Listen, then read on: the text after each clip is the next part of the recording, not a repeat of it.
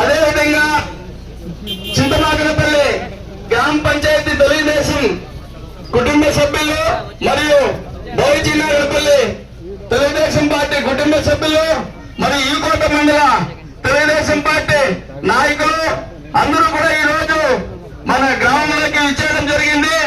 అదేవిధంగా కాంచిమెట్టపల్లి గ్రామస్తులు అందరూ కూడా ఈ రోజు తెలుగుదేశం పార్టీ రాష్ట్రంలో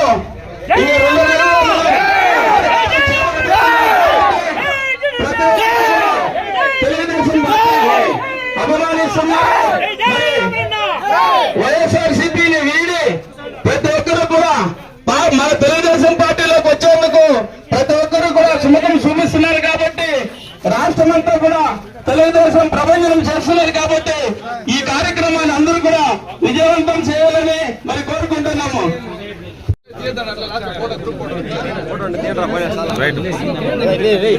మరియు గారిని కూడా స్టేజ్ పైకి రమ్మంటున్నాము. అదేవిధంగా రూహుల్లాబాయ్ గారు కూడా వేదికపైకి రావాల్సిందిగా చూస్తున్నాము. ఎన్ఆర్ శ్రీనివాసులు పంచాయతీ సెక్రటరీ వారు కూడా వేదికపైకి రావాల్సిందిగా తెలియజేస్తున్నాము. అదేవిధంగా నెస్కో డైరెక్టర్ మాజీ వెంటప్ప గౌడ్ గారు కూడా వేదికపై రావాలని తెలియజేస్తున్నాము. మరియు పద్మనాభన్ గారు పార్టీ వారు కూడా, అదేవిధంగా మన మాజీ జడ్పీటీసీ విశ్వనాథ్ గారు మరియు అదేవిధంగా చౌడప్పన్న గారు అందరూ కూడా వేదికపైకి రావాల్సిందిగా తెలియజేస్తున్నారు. అదేవిధంగా మండపల్లి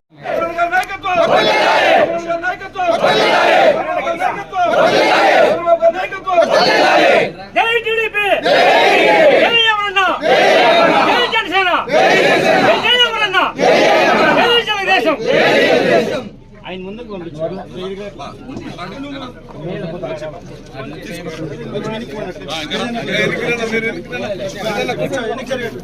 అట్లా జరుపుకో చెప్తున్నాను అట్లా జరుపు అట్లా కొంచెం జరగకుండా పంపిరా. మన చింతమాకనపల్లి గ్రామ పంచాయతీ నందు కాంచిమట్లపల్లి గ్రామం నందు వైసీపీ పార్టీ నుండి ఈ రోజు తెలుగుదేశం పార్టీలో చేరుతున్న సుమారు 20 కుటుంబ సభ్యులందరికీ కూడా పేరు పేరున తెలుగుదేశం పార్టీ తరఫున ప్రత్యేక ధన్యవాదాలు తెలియజేస్తున్నాం. ఈ రోజు అందరూ కూడా చూస్తున్నారు, ఈ రోజు ఈ భారతదేశంలో మన ఆంధ్రప్రదేశ్ కి చంద్రబాబు నాయుడు ముఖ్యమంత్రి లేకపోతే ఈ గత 5 సంవత్సరాల నుండి ఏ విధంగా తయారైందనేది కూడా ప్రతి ఒక్కరు కూడా గమనిస్తున్నారు, ప్రతి ఒక్కరుగా తెలుసు. ఈ రోజు భారతదేశంలో రాజధాని లేని రాష్ట్రం ఏదన్నా ఉంది అంటే ఒక ఆంధ్రప్రదేశే. ఇదే విధంగా మరీ జగన్మోహన్ రెడ్డి వస్తే గ్రామాలు కానీ ఊర్లో ఉన్న భూములు పాసుబుక్కులు కానీ గ్రామానికి సంబంధించిన రోడ్లు కానీ మొత్తం కూడా వాళ్ళు ల్యాండ్ వాళ్ళు చేసుకుంటారు అనేది కూడా ఇప్పుడు కళ్ళు కట్టు తెలుస్తా ఉంది. ఎందుకంటే ఈ రోజు భూమి పాసుబుక్ మన అబ్బా మన తాత సంపాదించిన బుక్కుల్లో ఈ రోజు ముఖ్యమంత్రి గారి ఫోటో వేసుకున్నారు. బ్యాంకులో లోన్ చేస్తే లోన్ నేను చేస్తే నేను తీర్చిపోతే నా కొడుకు కట్టల్లా. ఈ రోజు ఆ లోన్ తీసుకొని నువ్వు ₹1,00,000 తీసుకుంటే లోను జగన్మోహన్ రెడ్డి గారు ఆ బుక్ పెట్టి మళ్ళీ ఇంకో ₹1,00,000 తీసుకుంటాడు, 2 లక్షలు అవుతుంది. ఆపోతే ఎవరు కట్టాలా? కట్టాల్సింది మనమే. ఈ విధంగా ఈ రోజు ఎందుకు చెప్తున్నానంటే ఈ రోజు సచివాలయానికి ఆ భూములు ఇచ్చిన రైతులు అమరావతిలో 35,000 మంది రైతులు భూములు ఇచ్చి ఈ రోజు 35,000 ఎకరాల సెక్రటరియట్ కడితే దాన్ని చంద్రబాబు నాయుడు కట్టితే దానికి కూడా ₹350 కోట్ల ఈ రోజు లోన్ తాకట్టు పెట్టి తీసుకోవాలంటే ఏ విధంగా ఉందో ప్రతి ఒక్కరు కూడా ఆలోచించేయాలి. ఈరోజు కాంచిమెట్టపల్లి గ్రామంలో నవీన్ రెడ్డి గారి ఆధ్వర్యంలో ఇంతమంది యువకులు తెలుగుదేశం పార్టీలోకి రావడం నిజంగా కూడా చాలా శుభసూచకం. ఎందుకంటే నేను 2008 నుంచి ఈ గ్రామ పంచాయతీలో ఇంటింటికి తిరిగిన, ఎన్ని ఎలక్షన్లో వచ్చినా ఎప్పుడు వచ్చినా కాంచిమెట్టపల్లి అయితే నేను మనుషులు సరిగా చూడలే. ఏ రోజు వచ్చినా ఈ గ్రామంలో ఇంత ఉత్సాహంగా ఈరోజు గ్రామం నడిబొడ్డున ఇంత పెద్ద సమావేశం గత 12-15 సంవత్సరాలుగా ఎప్పుడు చూడలే. ఈరోజు నిజంగా కూడా చాలా సంతోషం.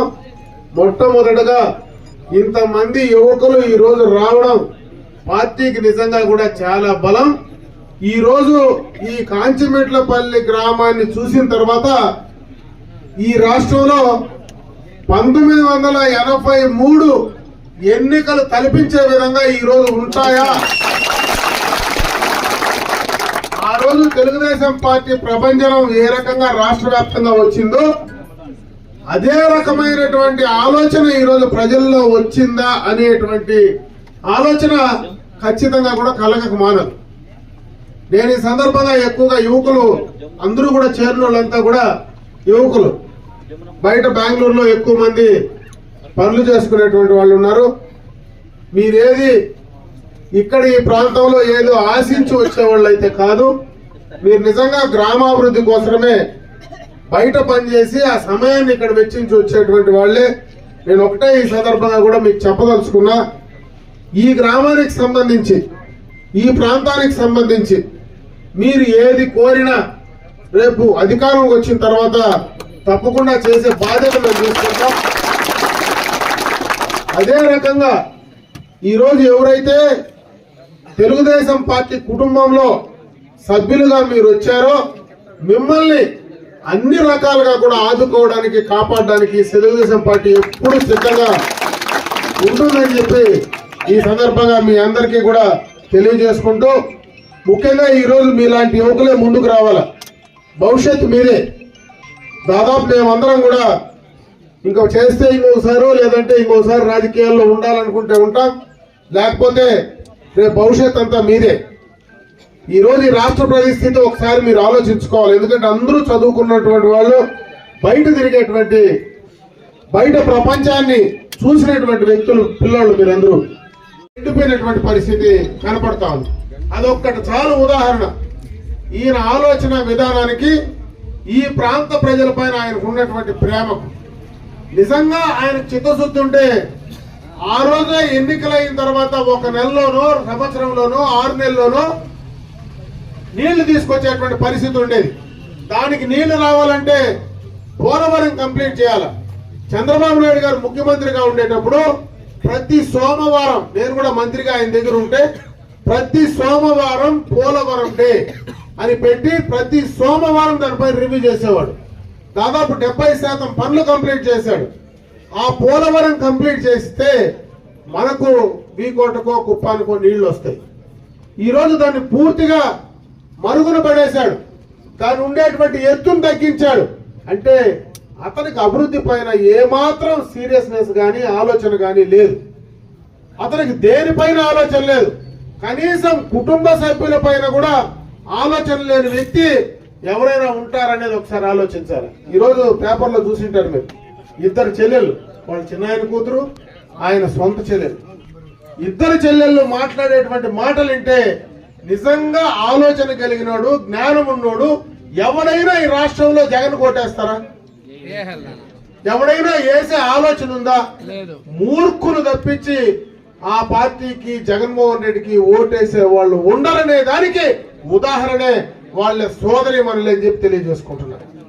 ఆ రోజు ఎన్నికలకు ముందు అన్ని కూడా ఎన్నికలు వస్తే ఏదో రకమైనటువంటి మాటలు చెప్పి మభ్య పెట్టడం. ఆ రోజు కోడికత్తి వచ్చా, వాళ్ళ చిన్నాయన పైన గొడ్డలు వచ్చా.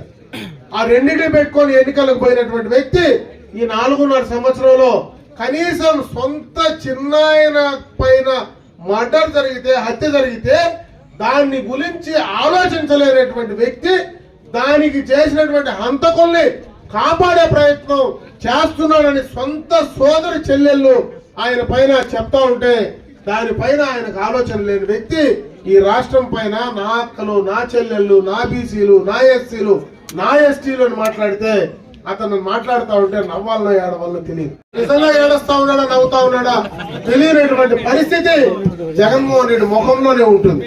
అంటే అటువంటి వ్యక్తి ఈ రాష్ట్రానికి ముఖ్యమంత్రి కావడం, ఈ రాష్ట్రానికి ముఖ్యమంత్రి అయ్యి తలలేని మొండెంతో ఈ 4.5 సంవత్సరం పాలన సాగించడం, రాష్ట్రానికి రాజధాని లేనటువంటి రాష్ట్రాన్ని పాలించేటువంటి భారతదేశ చరిత్రలో ఏకైక ముఖ్యమంత్రి జగన్మోహన్ రెడ్డి. అంటే ఇంత దౌర్భాగ్యమైనటువంటి ఆలోచన. నేను ఈ రాష్ట్రానికి 3 రాజధానులు అన్నాడు మొన్నటి దాకా. మొన్న వచ్చి వైజాగ్ లో పోయి వైజాగ్ రాజధానిగా పెట్టుకుంటే నేను ఇక్కడే ఉంటానంటే అతను ఆలోచన ఏందో, అసలు ఆయన చదువుకున్నాడో చదువుకోలేదో, యువకుడు మీలాంటి యువకులందరికీ కూడా మరి ఆయన దిశానిర్దేశం చేయాల్సినటువంటి వ్యక్తి. అటువంటి వ్యక్తి ఇంత దారుణంగా రాజ్యాన్ని పాలించేటువంటి పరిస్థితి ఉంటే, మీరు ముఖ్యంగా యువకులు చేతులు కట్టుకొని ఉంటే నిజంగా మీ భవిష్యత్తు నాశనం అయిపోతుంది, దారుణం అయిపోతుంది ఈ రాష్ట్రంలో బతకడానికి. ఎందుకంటే మనకు మీ కోటలకైతే కర్ణాటక ఉంది, తమిళనాడు ఉంది. ఇటు ఎగిరి దూకితే తమిళనాడు లేకపోతాం, ఇటు దూకితే కర్ణాటక లేదు. మనకు భయం లేదు. రాష్ట్ర పరిస్థితి ఏంది, రాష్ట్రాన్ని ఏ రకంగా ఉండేటువంటి పరిస్థితి ఉందో ఆలోచించుకోవాల్సినటువంటి అవసరం ఉంది. అందుకే మీరు బాధ్యత తీసుకోండి. ఈ రోజు ఎవరైతే కాంచిమెట్లపల్లిలో మంచి యువకులందరూ కూడా చేరారో మీరు 10 మందికి చెప్పేదానికి తయారు కావాలా. మీలాంటి వాళ్ళు ముందుకు రావాలా, మీలాంటి వాళ్ళు నడుం బిగించాలా. ఖచ్చితంగా మీరు రేపు ఈ రాష్ట్రంలో ఈ జగన్ పాలన అంతమొందించాలా. చంద్రబాబు నాయుడు లాంటి విజన్ కలిగినటువంటి నాయకుడిని మళ్ళా రాష్ట్రానికి ముఖ్యమంత్రి చేయడానికి మీరందరూ కూడా నడుం బిగించి పనిచేయండి. ఖచ్చితంగా మీ అందరికీ కూడా ఈ ప్రాంతంలో మేము పనిచేయడానికి సిద్ధంగా ఉంటామని చెప్పి మరొకసారి కాంచిమెట్లపల్లిలో ఉండేటువంటి ప్రతి ఒక్కరికి కూడా తెలియజేసుకుంటూ సెలవు తీసుకున్నా. జై హింద్.